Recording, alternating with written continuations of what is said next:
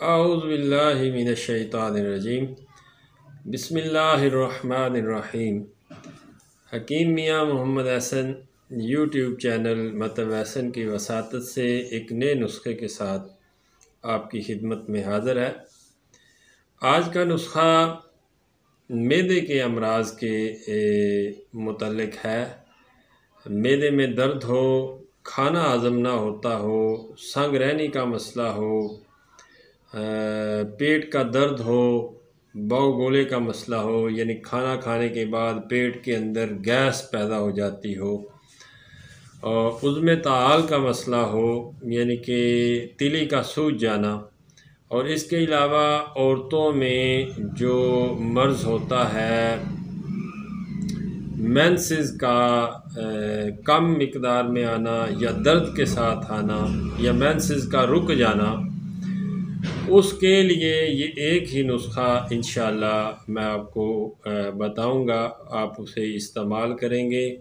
मैदे के अमराज और औरतों के जो अमराज मखसूसा है उनके लिए बड़ा ही बेहतरीन नुस्खा है। संगरहनी का मसला हो, वो भी पुरानी से पुरानी संगरहनी, और इसका इलाज एलोपैथिक में बड़ा लंबा अरसा जाके इलाज करके तो तब जाके ये कुछ मामला ठीक होते हैं।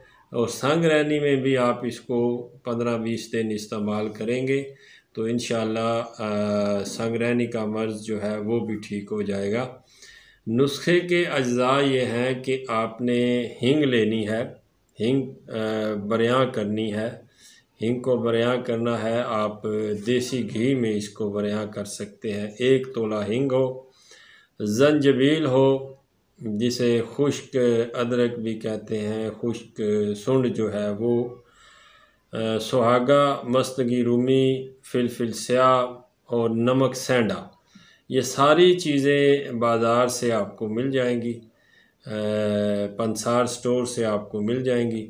हींग सिर्फ आपने ला के उसको आपने देसी घी के अंदर बरियां करना है। बाकी जो चीज़ें हैं उनका सफ़ूफ़ करना है। बाकी चीज़ों में हींग के अलावा सुंड है, सुहागा है, मस्तगी रूमी है, काली मिर्च है और नमक सेंधा है।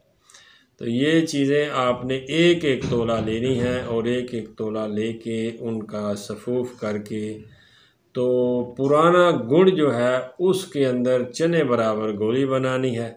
1 गोली सुबह शाम खाना खाने के बाद नीम गर्म पानी के साथ दें, और ज़्यादा बेहतर है कि अरक सौंफ के साथ इसका इस्तेमाल करें।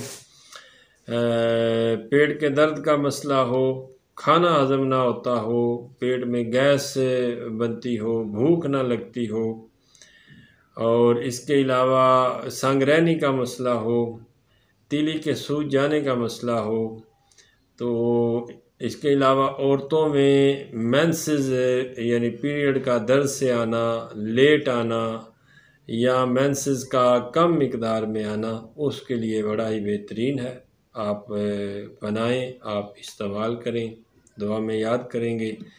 इंशाअल्लाह एक नए नुस्खे के साथ आपकी खिदमत में फिर हाज़िर होऊंगा। इजाज़त दीजिए। फ़ी अमानिल्लाह।